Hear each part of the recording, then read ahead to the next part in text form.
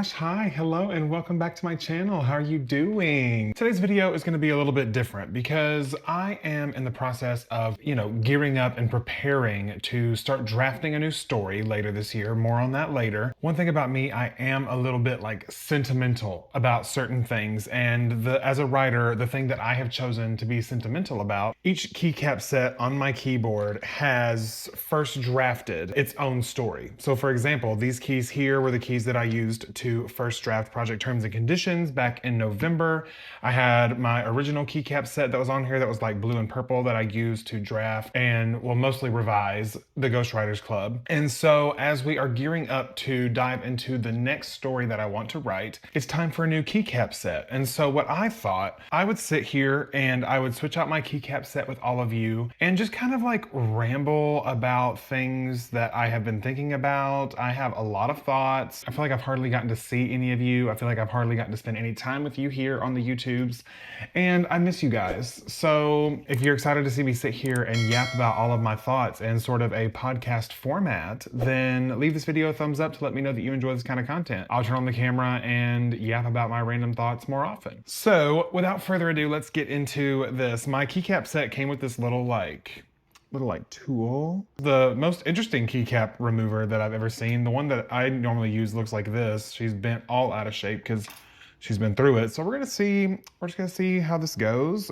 Is my keyboard turned off? Ooh, just click into place. Okay. So I guess I'm gonna start removing keycaps while I yap about the first couple points on my list, if you don't mind. So the first thing that I wanna talk about is just like a general update on how project terms and conditions is going. It's going. It is definitely, okay. So one thing that I have noticed, and I mentioned this in the vlog that I have hopefully posted already, but in my most recent vlog where I talk about revising, doing this, the final read through of draft 2 before sending it out to some beta readers, I mentioned how I feel like this book in particular is definitely in this stage, in the draft 2 stage, is definitely a lot further along than what I feel Ghostwriters Club was at, which is a good thing because you would hope that after writing and publishing a book that the second go around it would be better quality. You've learned new skills. Your writer toolkit is a little more full because you have a little bit more experience in writing. So that,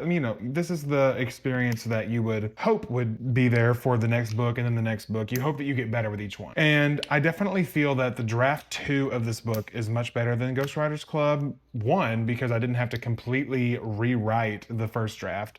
The bones were pretty much there. I just went in and fleshed out a good bit. I ended up, I don't know if I mentioned it in the vlog, but I ended up adding about 10,000 words between draft 1 and draft 2, which is good because I wanted to sort of sink in and dive a little deeper into my characters, which I already know that I need to go even deeper with these characters and just show more of their personality on the page. And I just have to say, like I said, I've been eavesdropping on my beta readers. I'm really excited about all of the feedback that they're giving. They have a lot of great ideas to show certain things that I was trying to get across, and so I'm really excited to get to the point where I'm diving back into this story and really getting to implement and think about, ponder on some of this feedback. And in the end, that's what this whole experience is for. It's for readers to point out things to me that I might not notice about my own writing, but they have it technically, because today I'm recording this video on July 9th. So technically they have, another 3 weeks? I'm just doing my best to ignore the notifications, and I want to use this time in a way that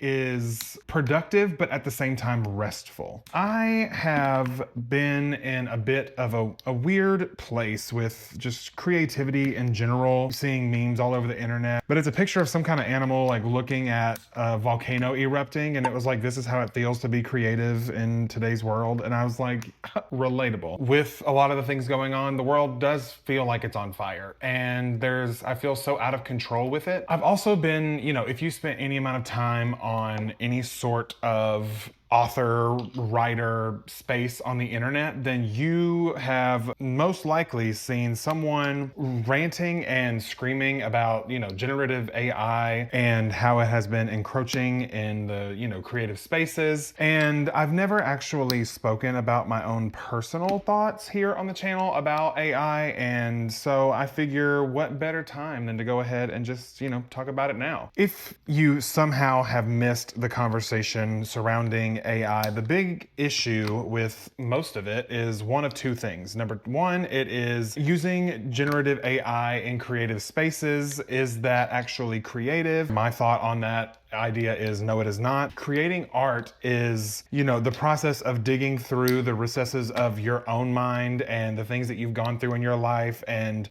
dealing with those by creating art. And, whether that be by painting or writing or whatever, it is a means by which we communicate our perception of the world. Not only allows you to express your feelings and your thoughts and your emotions, but it's also meant to teach you the self-discipline of honing a craft. No matter what medium you're choosing to create art in, the act of failing and being bad at it the first time is a part of the process. You're not meant to be able to pick up drawing one day and in a week's time you're this masterful artist that knows anything and everything about the process of drawing. It's just not meant to be that. It's meant to be something that you build and hone and discover over time. Writing is one of those things that is meant to be difficult, and the only reason, this is my personal opinion, the only reason I can imagine someone wanting to be able to create quickly is if they are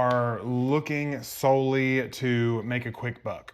Most of the stories that I've seen of writers that have been, caught using generative AI, they were looking to make a buck real quickly with minimal effort. Yes, that can work for some people, but in my opinion, what they're selling is not art. Like an artist who is deciding to use AI to create art, that is not your art. I love Brandon Sanderson, which is crazy because I've never read a Brandon Sanderson book, which I probably need to. I recently saw a video that he made that he posted talking about, generative AI, and he compared it to being a, what did he say? You're an art director. You're not an artist, you're an art director. Their job is to hire an artist, give them the brief of what they're looking for. As the artist, comes back with sketches, they offer up ideas for revisions, and that is what an art director does. That is not what the artist does. Now, Brandon Sanderson mentioned that, he was an art director for, some of the creatures in his stories,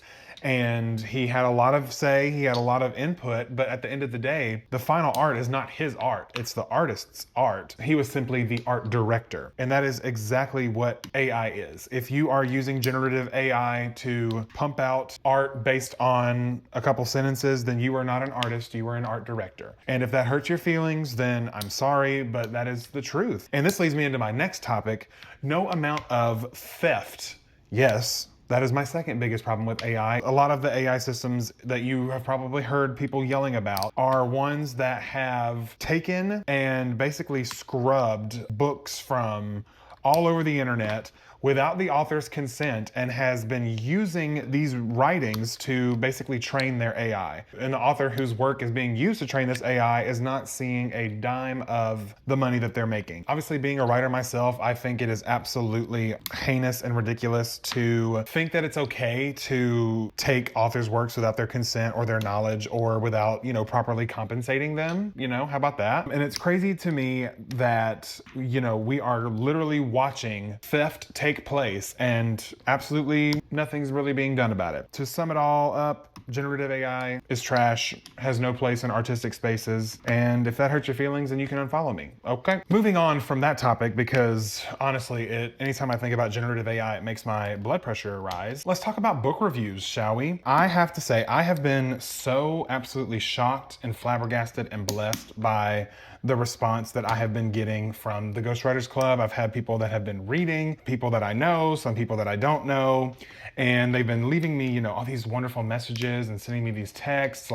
Just in the last week, I've gotten texts from Brielle and from Amina, just talking about how much they enjoyed reading the Ghostwriters Club and how well done it was. Honestly, those messages have been the highlight of the last month for me, just, with everything going on. And then also, as I have been working on draft 2 of Project Terms and Conditions and reading it, getting it refined, fine for beta readers, dealing with the imposter syndrome of wondering if I am even capable of having another book that I write that someone loves. Like, was this one time a fluke? Will I ever be able to do it again? At the end of the day, while I am not, writing these stories to make a lot of money or to have them go viral and everyone love them, being in this time in my life where I am heavily revising my second book and then, on the horizon looking at the prospects of writing a whole fantasy series. I don't even know what I'm thinking with that. It just all feels a little scary.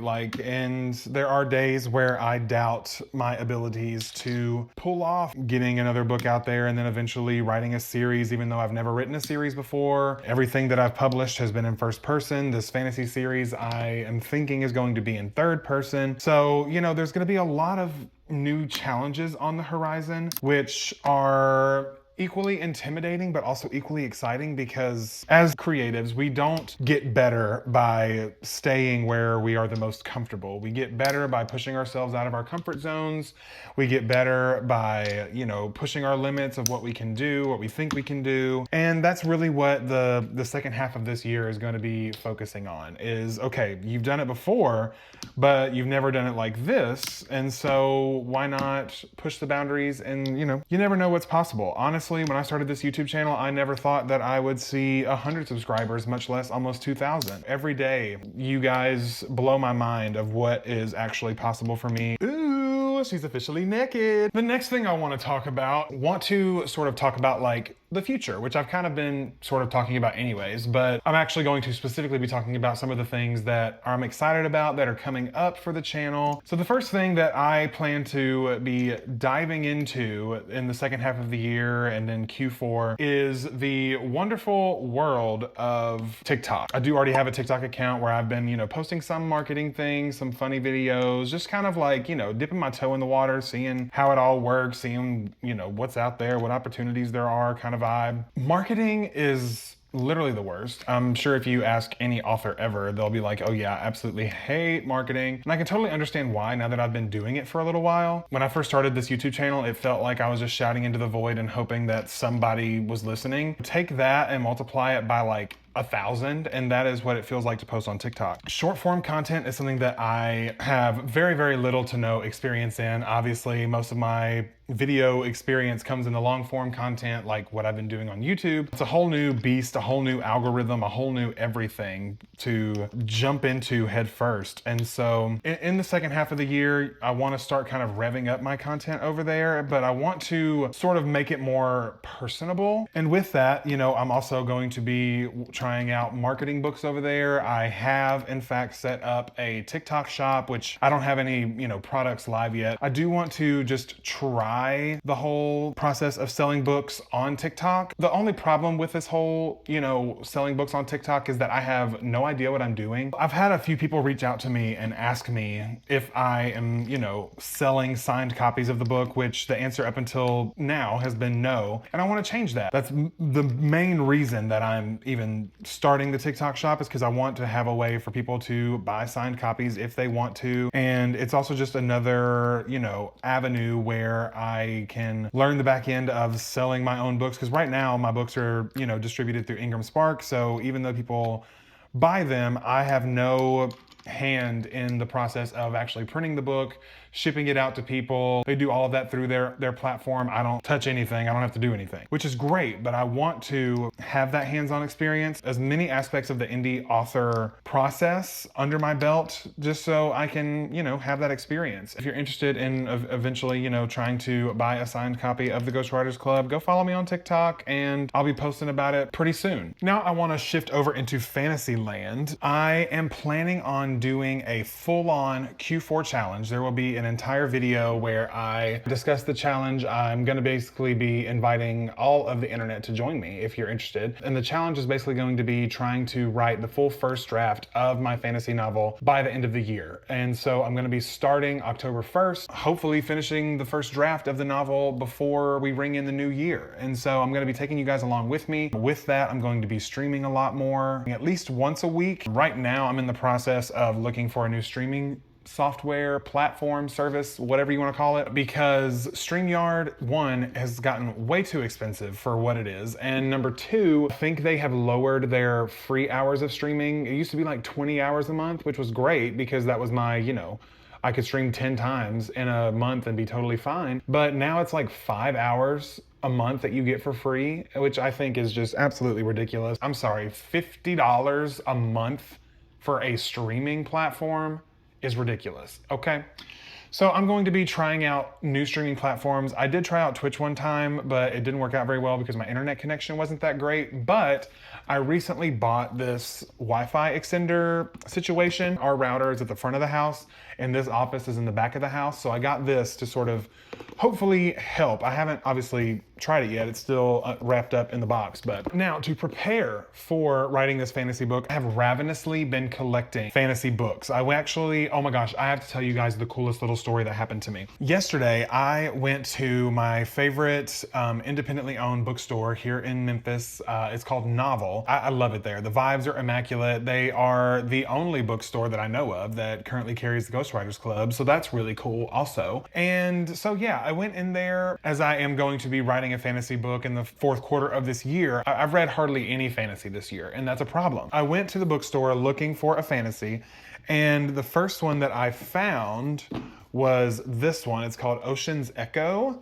And as you can see here, there's a worker there. He's a bookseller named Ezra, and started walking around the store, perusing the other shelves.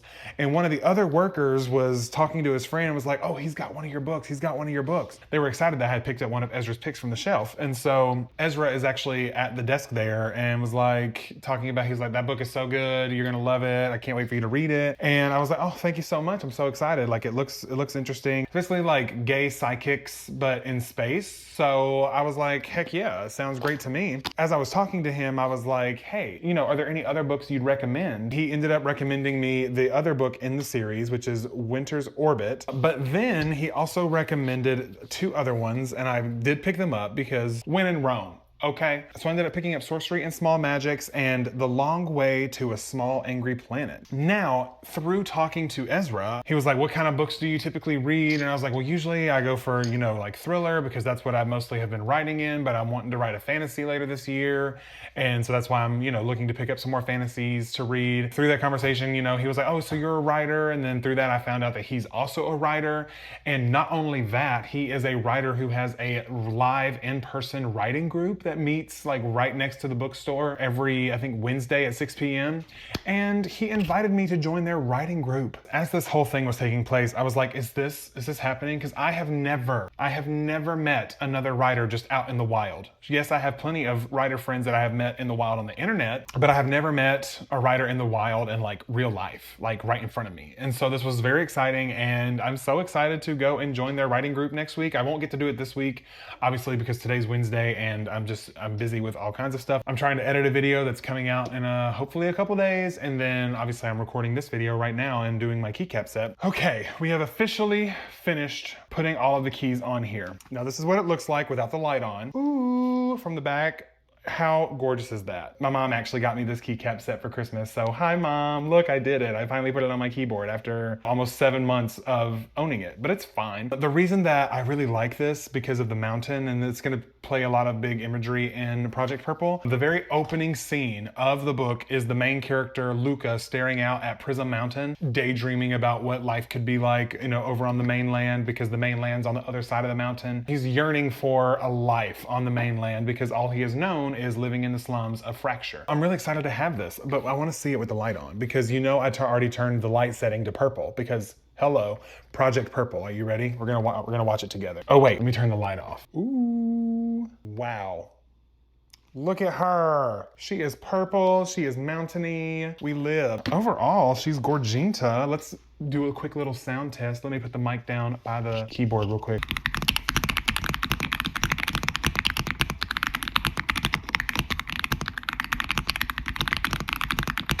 Love. Friends, I guess that brings us to the end of this very, very long, very, very rambly video. If you made it all the way to the end, leave me a mountain emoji to let me know that you made it all the way to the end for the big reveal of the new Keycap set. Let me know what you think of the new Keycap set. Do we love? Do we hate? I love. So if you hate, don't tell me. If you're so excited for what's to come in Q4 on the channel, leave me a thumbs up down below so I know how excited we all are. Also, if you're planning on joining me for the 90-day fantasy book challenge situation, sound off in the comments. Let's go ahead and start a hype team. Maybe I'll even start a Discord channel for it because that sounds like so much fun. I love you guys so much. Thank you so much for watching, and I'll see you guys in the next one. Bye.